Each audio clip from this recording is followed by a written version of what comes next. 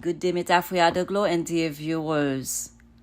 According to officials in Kyiv, a Russian attack on Ukraine's Independence Day killed 25 civilians when missiles struck a railroad station and a residential area in eastern Ukraine.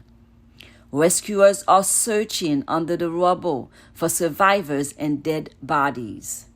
Chaplain is our pain today, Ukrainian President Volodymyr Zelensky said in a video addressed that evening, adding that Ukraine will hold Russia accountable for everything. President Joe Biden announced on Wednesday that he will cancel $10,000 in federal student loans for millions of borrowers, fulfilling a campaign promise to alleviate student debt burdens. However, borrowers earning less than $125,000 per year or $250,000 for married couples filing jointly will be eligible for debt cancellation. In addition, Pell Grant recipients who account for the vast majority of student loan borrowers will be eligible for an additional $10,000, which will total $20,000 in debt relief. Biden is also extending the pause on federal student loan payments for the final time until December 31st. It had previously been set to expire on August 31st. A school board in the state of Texas has fired the district police chief for his handling of the mass shooting that killed 19 children and 2 teachers 3 months ago in the city of Uvalde.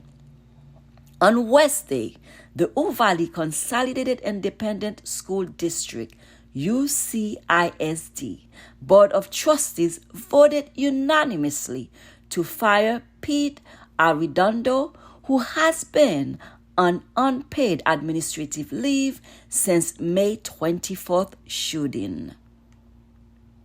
In the midst of worst malnutrition and Ethiopia's deadliest drought in 40 years, 17 million people are being targeted for humanitarian assistance, according to a UN spokesperson.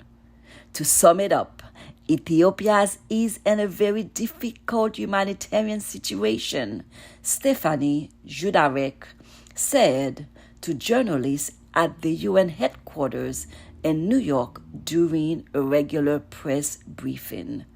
This year, over 24 million people have received humanitarian assistance, including more than 20 million who receive food aid, agriculture assistance, and more than 3 million who receive water, sanitation, and hygiene services.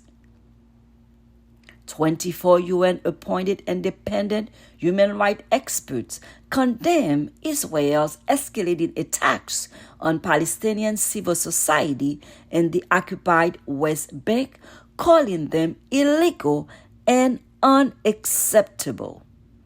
During a raid last week, the Israeli army broke into and closed the offices of 7 Palestinian human rights and humanitarian organizations based in Ramallah, in the occupied Palestinian territory, OPT.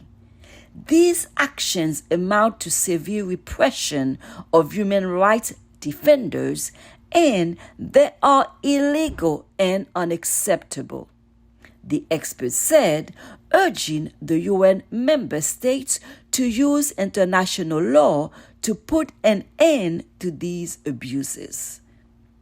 This is Florence Akano, and I thank you and appreciate your participation and hope to see you next time for more breaking news from around the world. Thank you.